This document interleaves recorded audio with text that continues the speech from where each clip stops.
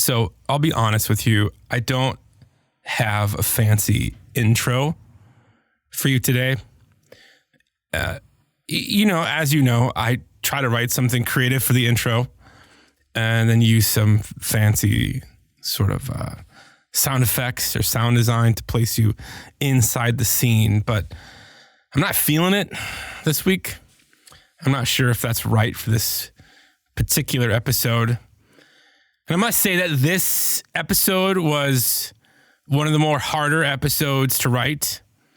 And I think it's because, and you'll hear, sometimes I lose my sense of gravity with these words that I speak every single week. I get in my head, I start to question, is up really up? Is the thing that I'm feeling the thing that everyone else is feeling?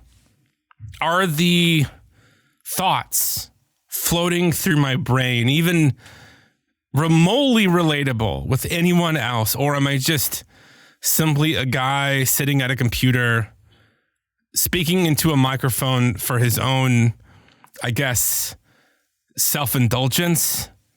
I don't know. Sometimes I feel like this whole terrible creative podcast, terrible photographer thing, the book, the podcast, everything that goes along with it, the social media, the newsletter, everything. I think if you were to press me on why I'm doing it, the why behind it all, I don't think I can give you a clean answer. And if you were to ask me, I probably would tell you something like, this is the thing that I was looking for personally for a long time. And while that's true, seriously, it's true. If I was being completely honest and vulnerable and transparent, this thing that I'm doing right now is something that I feel like I have to do. But it's hard to articulate exactly why. Because here's the thing. I don't know where this thing is going. I don't have this huge strategic plan, It feels more like walking through a dark, dense forest at night. And very far away, I see this dim, flickering light.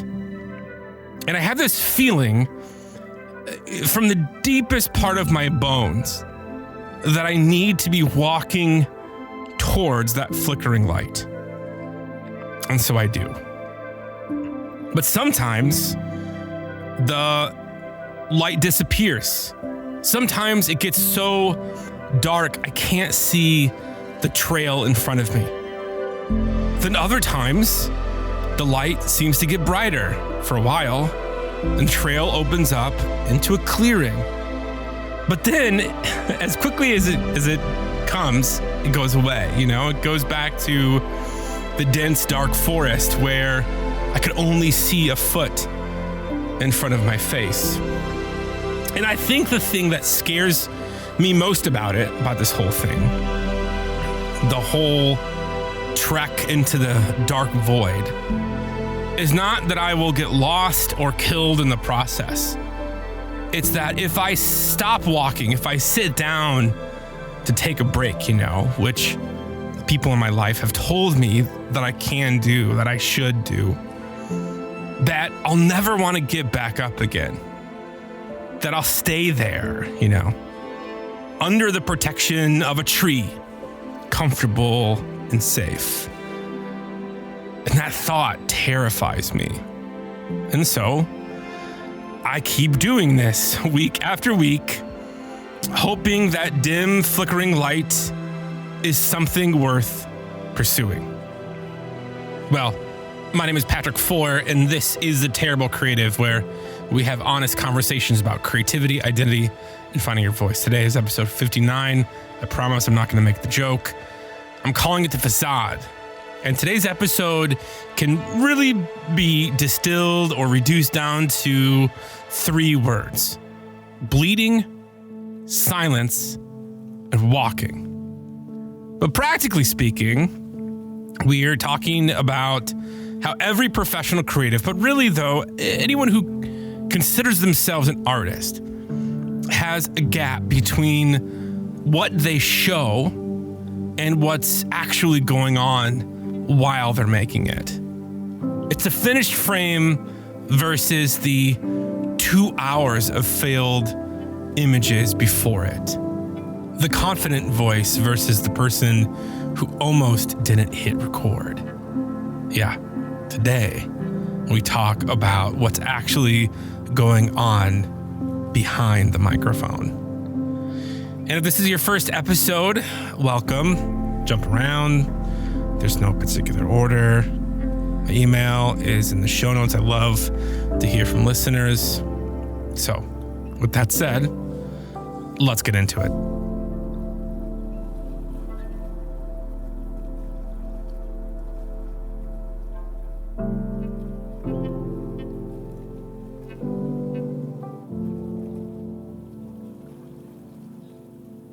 So I must confess, I almost didn't make this episode. Not even really just this episode.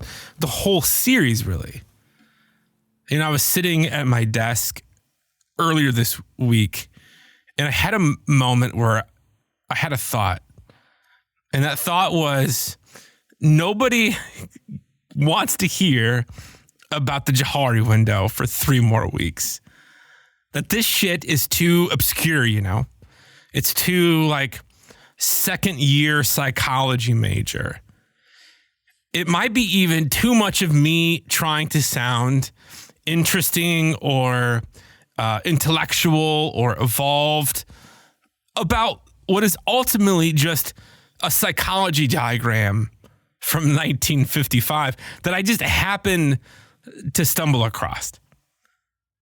And I went back and forth about these episodes for about a week, thought about pivoting to something else, you know. I had this whole idea about money and talking about money and humility just in the queue, lined up, ready to go. And I decided against that, obviously, because we're talking about it this week. But it's funny, you know, when I first started this podcast about a year ago this month, I was worried about running out of ideas. I had sketched out about 7 to 10 ideas. And I was like, well, I mean, like, I hope more ideas come. Because how much can one person say about being a photographer, you know? But now I find that I have more ideas than time. I feel like I could continue this episode indefinitely and still have more ideas ready to go. And I wrote down this idea for this series about 6 months ago. Sometimes I do these idea brain dumps and I just sort of, I have this Google Doc just filled with different episode, different series ideas. But this particular series, I wanted to unpack why we make the decisions that we do. You know, how we are all creations from the stories that we tell ourselves. How we present ourselves to the world, our clients, our friendships. Those micro decisions that we all make on a daily, hourly, minute basis. Where does that come from? You know? And when I started to research this, I stumbled across the Johari Window, and I was immediately interested because it provided this psychological framework for something that I had been really wondering about and talking about and dancing around for years. But as we will talk about with things like this, I worry about the relevance to you, the people who listen to the podcast, you know. I worry because my fucking weird brain finds weird things interesting that maybe others won't. But the more that I thought about it, I really tried to step outside of these thoughts and view them through the Johari window itself.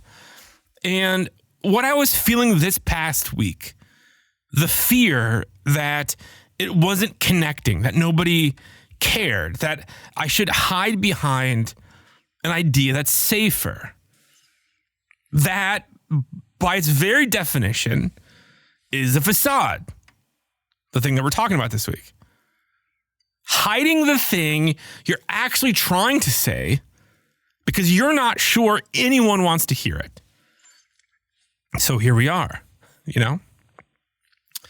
For those of you who are new or just jumping in, and if you are, I really hope that you go back and listen to the first couple episodes of the series, starting with the glass house and then the tell. They'll make this whole concept a little more clear. But just for this time being, I'll just give you a short 10,000 foot version of what we're doing, what we're talking about. So the Johari window is this psychological model from the 1950s. These two researchers, a guy named Joseph Luft and Harrington Ingram. Of course, his name is Harrington. That's kind of badass, right? And they had this idea, and this idea was simple. They had 4 coordinates that map what you know about yourself against what others know about you. And I want you to picture a window with 4 equal parts just separated by a pane, right? So top left, top right, bottom left, bottom right. The arena, which is the top left, this is what you know and others know. This is the public facing version of you. This is the work that you show. This is the voice that you use. This is the face that you put on. This is what we talked about in the glass house in episode 57. And then you have the blind spot, which is the top right. This is what others can see about you. You know, the good things, the bad things, the neutral things. But these things that you can't see.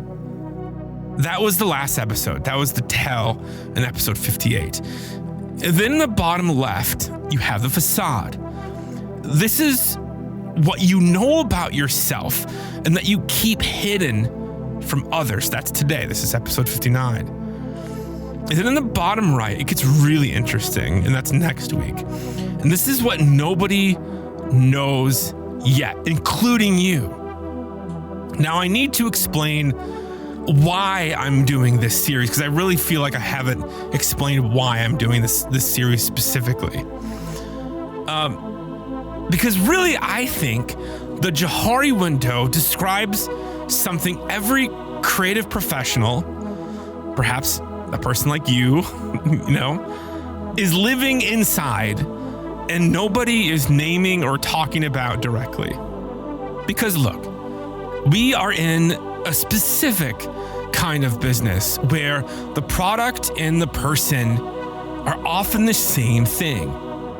But a plumber, for example, can have a bad day and still fix the pipe. The pipe is either fixed or it isn't fixed. The accountant can be confused about his identity and still calculate numbers to balance the book. Either the numbers work or the numbers don't. But if you're a photographer, if you're a designer, if you're a filmmaker, if you're a musician, a writer, a podcaster, what you make comes from a part of who you are. And the work and the self are like entangled in a way that most professionals don't have to deal with. Which means the facade isn't just a personal thing. It's a professional strategy. And it has a specific, concrete cost to what we do. And most people think the facade is about hidden failure. The 400 out of focus shots behind the perfect frame. The client email that made you cry before you wrote the professional response. The time you were fired for a job because the project lead didn't like your work. And yes, that's part of it. But the version that I want to talk about today is harder to name. And I think is more common than what we would like to admit. Because it's not hiding the mess. It's hiding the need underneath the work. So I want to jump back in time for a moment in my podcast to late May last year when I wrote episode 7 of this podcast called My Friend Hugh. And this episode was interesting because this episode is all about color theory. It's very nerdy, I will admit. And if you go back and listen, you can tell straight away that this episode is an outlier. It doesn't fit, It doesn't sound like or feel like anything that we've talked about before or since. And it was at this particular point, I had run out of my initial list of episode ideas. I had no plan. And I just sort of nerded out on something that I was genuinely interested in and I thought people should know, and I hit publish. And I remember thinking it was either going to be the dumbest podcast that I had ever put out or will ever put out, or maybe something that people would find interesting. And I think that honestly about most episodes that I write, honestly, because I write most episodes based on what I find particularly interesting, or if I can be so presumptuous, what I think we all, or at least certain people, wink, wink, nudge, nudge, maybe you, need to hear. In episode 7, My Friend Hugh, that was the week that I stopped having this clear map for this thing. But I decided to keep going anyway. And 52 more episodes after that, counting today, venturing into increasingly a darker and denser forest towards a flickering light that I can't always see. So the facade that I was running, and still run some weeks, most weeks actually, is presenting as someone who knows where we're going, The confident podcast host, the person who has thought carefully about what they're making and why it matters. Some weeks, that's true. Some weeks I have more of a plan. I have my shit together. And other weeks, I close my MacBook and I walk away from the microphone because I'm not feeling it. It doesn't make sense. I don't have that internal sort of clarity, you know what I'm saying? And getting through the script in weeks like that feels like trudging through wet cement. I know the listener will hear the difference, so I don't hit record. And I've noticed something else about which episodes are the easiest to make. The conceptual ones, the philosophical ones, where I am the guide and the framework is the subject, and I am mostly just the voice explaining the thing, explaining the map, where I am personally detached from the content, Those episodes flow very easily. I can sit down, I can write them, I can record them, and I'm done. But episodes like this one, like The Glass House, like The Tell, other episodes earlier, Insider, Outsider, Angry, where the map is honestly me, where I'm not explaining the territory, but actually standing in the middle of it, using myself as exhibit A. Those episodes, this episode is different. And getting through the script, writing the script really, feels like a self-inflicted colonoscopy. It's not pleasant. Please hear me, it's not pleasant.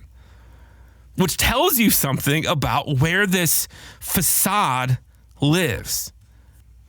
The easy episodes are the ones where I myself am the most hidden.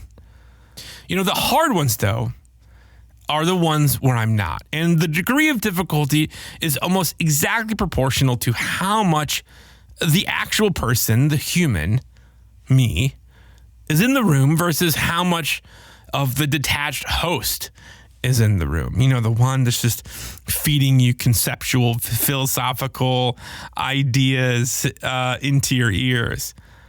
And some weeks I sit down and I genuinely am not sure if what I'm about to say is worth saying. That's a lot of weeks, right? Whether this series, this episode, this whole thing is actually connecting in a real way, or if I'm just making noise into the void that's too polite to tell me to stop recording. And there are weeks where this facade is working hardest. Because every week I hit record anyway. Every Saturday or Friday I hit record. I use the host voice. I present as someone who has thought carefully about this shit. Who knows why it matters? Who has a point worth making? And I do think it matters. I wouldn't be here if it didn't. But the certainty that I present and the certainty that I feel are not always the same thing, And that, my friends, is the gap.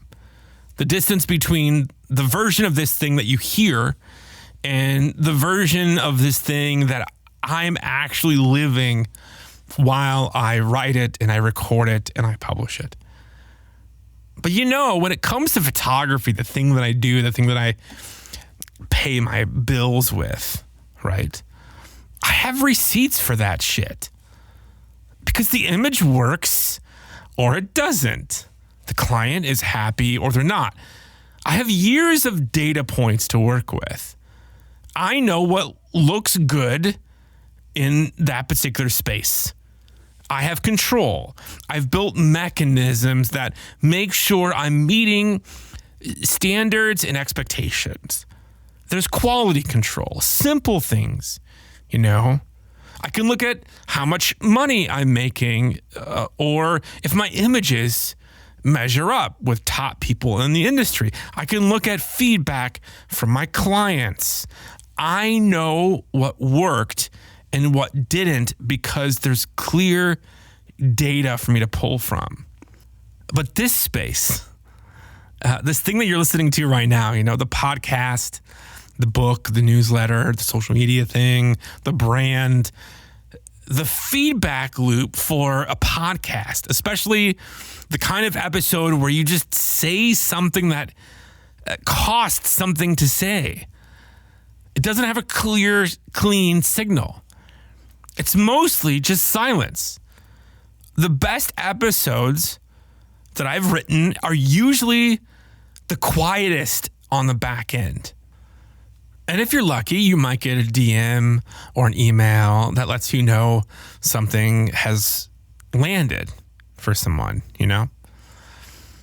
But I think that deficit of data, that was the thing that I wasn't prepared for. The thing that I find hardest about this whole thing. Not the writing itself, not the recording, not the act of creation. It's the not knowing. It's the dark that I walk in. Whether what you're doing is landing with people or just floating out there in the ether and just disappearing. And please hear me, I need to say this. This isn't some reverse psychological ploy to get more attaboys and positive affirmation and whatever else. That's not what I'm doing here. I really am just trying to tell you how weird the silence is. Coming from a position where every creative role that I have ever had some sort of letter grade attached to it. So without that validation reference point, I perform certainty that, to be honest, I don't fully have. I present to you as someone that is walking a known trail, someone who knows their shit, that has their shit together, that has a plan for this whole thing. And that's the facade. It's not lying exactly. It's just not showing you strategically the dark parts of the forest.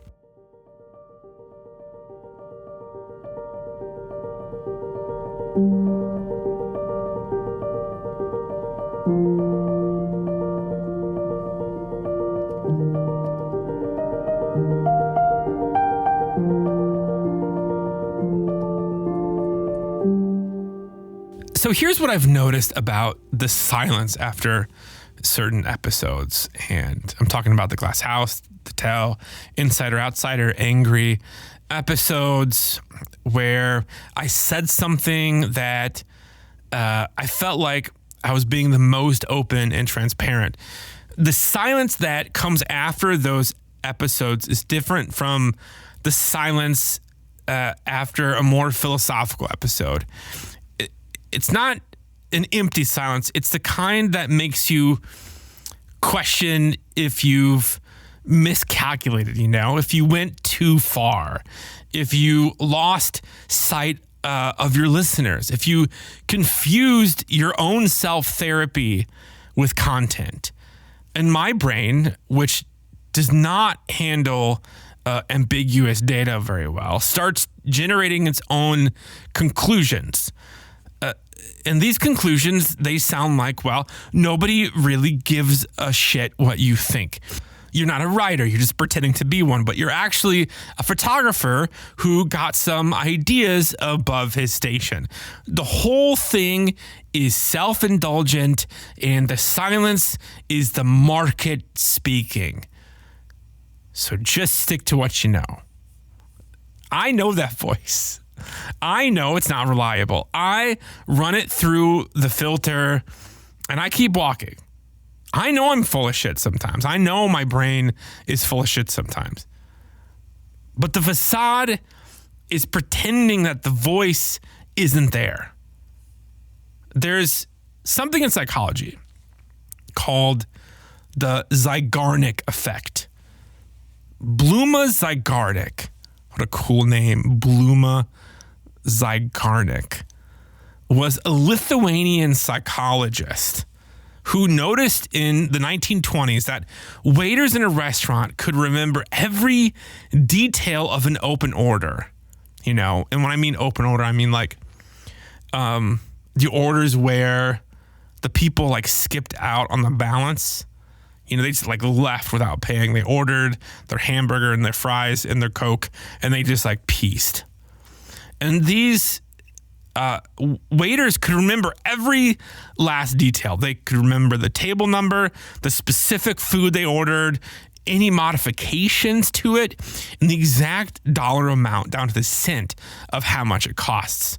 But the moment the order was delivered and the customer paid for it and it closed, it vanished from memory almost immediately.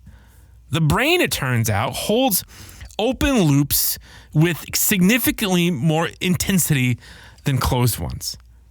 Unfinished things, they grip us. Unresolved things, they just keep firing in our brains, The feedback loop that never closes. It just keeps running in the background like a broken air conditioner, consuming processing power, and it's generating anxiety.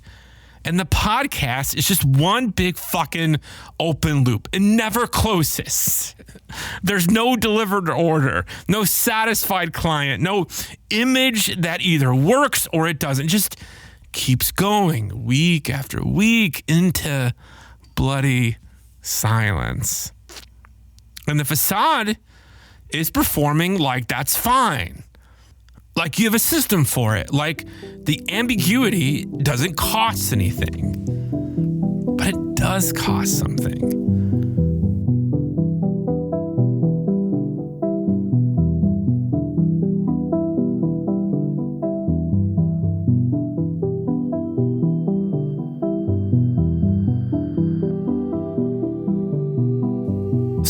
here's what almost quitting and coming back looks like for me specifically. This is sort of what I went through this past week. And this is going to get a little weird, but I think by now you're expecting things to get a little weird. Like I said, I had a different episode idea in mind. It was a good idea, talking about money, talking about how we talk about money and showing humility. I will get to that eventually, like I said. But I was at a point where I was questioning my questioning. Have you ever had a time like that where you just lose all confidence in your own taste? Where your instincts just go quiet and you're left holding an opinion that you can't verify. So I did what I do now when I start to question things. I don't want to admit this, but I talked it through with AI. I still feel really fucking weird saying that. And I don't know if it's a great thing to admit into a microphone. But here's why. And it's really practical. And I feel like some of you out there do the same thing. I don't have a smart friend that I can call when I start to spiral on a creative decision. Or if I do, they don't have the context. It would take me at least 25 minutes just to get them caught up on what this podcast is, right? What the Johari series is, what I'm trying to accomplish, and why I almost abandoned it. And by the time that we got there in the conversation, I probably would have already talked myself out of the spiral on my own. So it's just a waste of time. And so I have this AI that has all the context, Claude. And I talk to it like it's a collaborator. And sometimes, it sounds crazy, it tells me things I already know but need to hear from something, even if it's a robot, outside of my own head. Sometimes, quite frankly, it tells me in a very Claude way just to shut the fuck up and just do it. But sometimes it tells me that my instincts are right and that I should reconsider. So where else am I going to get that, you know? Where else am I going to get that when it's 1:30 in the morning and I'm spiraling and I have to get a podcast done? And that's the part of creative loneliness of this thing that I wasn't prepared for either, to be honest. The silence from the audience is one kind of lonely, but the silence of having no one to call when you're mid-forest and you can't see the trail and it's dark and it's cold and it's scary, that's a totally different kind of creative loneliness. But in the end, I have to trust myself. Above the AI, above even my friends, trusted mentors, I have to trust myself. That the thing that I set out to do is actually the right thing. Even knowing that if it doesn't land, if the podcast is a failure, I'll probably never be able to fully see it, you know? I don't have that data that 2 weeks from now, that a month from now, a year from now, that it'll just be another episode, another thing that I wrote, another thing that I recorded, another point on an analytics graph. And that's fucking weird for really personal creative work, you know, that feels so vulnerable, where you bleed onto the keyboard and into the mic just to show people you're a real goddamned human. So for creative professionals like us, the facade around process is one of the most damaging things that we build. And it's not because the polished work is dishonest. The polished frame is real. The good image is actually good. But when we present only the product and hide the process, the uncertainty, the weeks of silence, the almost abandoned projects, the episodes we made because we needed to hear them, we create a standard that our peers and our audiences feel like they have to live up to. And I never want to create that. Because when we do that, we accidentally build a culture of imposters. Because every photographer, you know this, you've seen this on Instagram. Every photographer who has ever looked at another photographer's behind the scenes content and felt inadequate, like they don't have the gear, the skill, the setup to pull off something like that, that's the facade doing damage. But the BTS content wasn't posted maliciously. Nobody is trying to make you feel shitty about your work. But when we only show the finished frame, the clean setup, the confident execution, I don't think it's as much a dishonesty as it is the fact that we're just leaving things out, you know? We're omitting parts of the story. The 2 hours it took to get the light right. The 12 frames that didn't work before the one that did. The client email that almost derailed the entire shoot. The doubt that sat in the room the whole time. The 3 years of shooting to gain the experience to accomplish that level of production. And the person watching sees this curated, polished version and compares that to their own full of insecure, messy reality. That sucks, right? Their own doubts, their own failed frames, their own 2 hours of fighting the light, trying to figure out the problem. And they conclude, maybe you've been there, that everyone else does this well. And I'm the only one struggling. Which is bullshit. And that's the damage we're talking about. Again, it's not a lie. It's not malicious. It's just a page of the story that gets mistaken for the whole book. The facade doesn't have to be dishonest to be harmful. It just has to be selective. And every creative who has ever felt like everyone else knows where they're going, that they're the only ones stumbling through the dark, the feeling is really partially manufactured by the collective facade that we all of us maintain together. Because you're not the only one who can't see the trail. I'm not the only one who can't see the trail. Most of us can't see the bloody trail. It's just that no one ever talks about it. Which is the thing about the forest. The dark and dense, the no trail version of the forest. It just looks like the same, whether you're lost or just between clearings. From the inside, you can't tell the difference. The anxiety, the fear, it feels identical, you know? The voice that says that you've miscalculated, that you're lost, you fucked up, you failed again. It sounds the same. Whether you have or you haven't. And the only way to know, my friends, is just to keep walking one foot in front of the other. And it's not because you're certain, right? It's not because you have a plan. Most of us don't.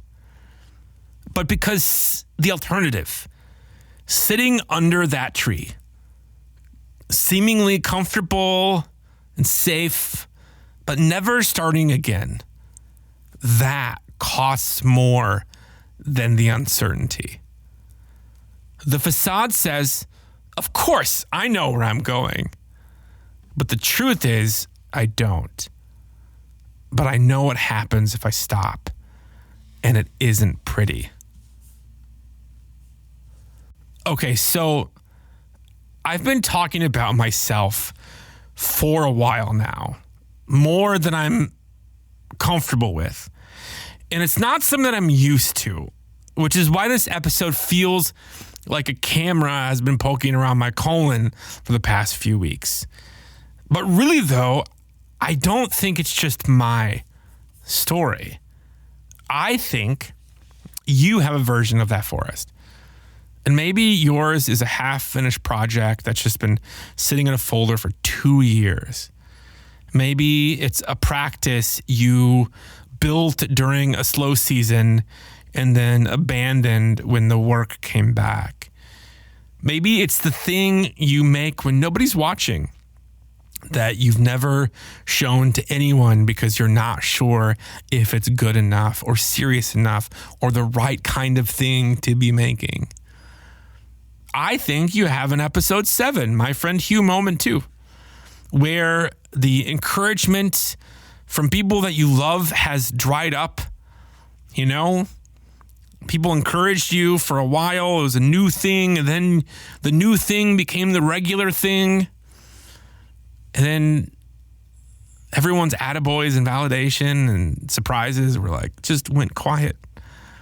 I think you might have something like that too, you know, where it just goes silent and you're not sure whether to keep going. And I think you've been performing certainty about it, you know, presenting as someone who has a plan, hiding the need underneath the making.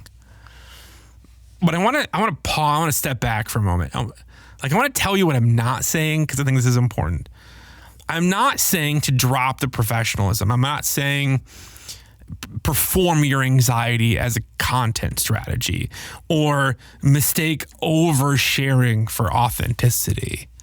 That's a mistake too. And I want to be honest about something particular. I think about this constantly. Every time I make an episode like this one where the subject is me, where I turn the microscope in my direction. I don't think that metaphor works, but here we are. Where my mess is the thing that's visible. I ask myself whether I'm making something true or whether I'm just performing the saying of something true, you know? Does that make sense? Whether I'm being vulnerable or doing a bit about being vulnerable. Because those are not the same thing, and that difference, I think, matters. And I'm going to tell you, I don't always know the answer. I don't have the answer. And the line is blurred sometimes. Because at the end of the day, all of this is a performance. And I try my best, but I know the question is worth asking. And I think the moment you stop asking is the moment the work stops being honest. Again, the facade has a function. The polished frame is still worth making. The confident voice is still worth using. Not everything needs to be exposed. Not every dark part of the forest needs a guided tour. What I'm saying is this, though. Know the difference between what you're choosing to keep private and what you're hiding because you're afraid. Find a balance between professional judgment and showing your humanity is really goddamn important. You can be making something genuinely worth making and also making it because you need to. Both can be true. And most of the time, for most of us, both are true. The facade is pretending only one of them is real, though. And I still don't know where the trail leads, you know? Some weeks that flickering light is brighter and the path opens up. Some weeks it's so dark, I can only see a foot in front of my face. This week, it nearly disappeared entirely, and I almost sat under a tree and called it good. But I didn't. You're listening to what happened when I kept walking. The facade says, I know where I'm going. I have a plan. Everything's good. I'm making this for you, and I know exactly why it matters. But the truth is closer to, I'm making this because I have to. Because the alternative is sitting under that tree, comfortable and seemingly safe, and never wanting to get up again. And that apathy terrifies me more than the dark or the uncertainty. And if you're in that forest right now, that dark, dense, scary forest. If the light has gone out and the trail has all but disappeared, and you're not sure whether what you're making is landing or disappearing into silence, I don't have the map for you. I don't have the answers, but I'm there too. Somewhere ahead or behind, or just off to the left. So, my friends, keep walking. And when you're walking, stay curious, stay courageous, and yeah, stay terrible.